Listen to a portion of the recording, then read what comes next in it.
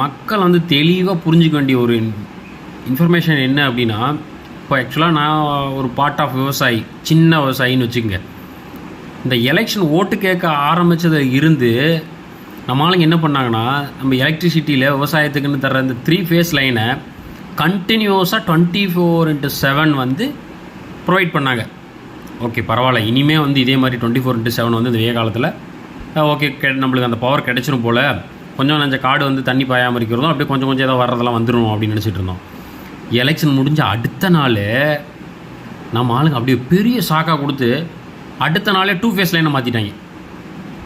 6 மணி நேரம் 3 ஃபேஸ் வரும், அவ்வளோதான், மீதியெல்லாம் 2 ஃபேஸ். என்னப்பா என்னம்மா நீங்கள் ஓட்டு கேட்டுருக்கீங்க, சிறப்பாக பண்ணுறீங்க, மக்களுக்கு நல்ல விழிப்புணர்வு. நம்மளை எவ்வளோ பெரிய முட்டாளாக நினச்சிட்டு இருக்கிறாங்கன்ட்டு மக்களாகிய நம்மளை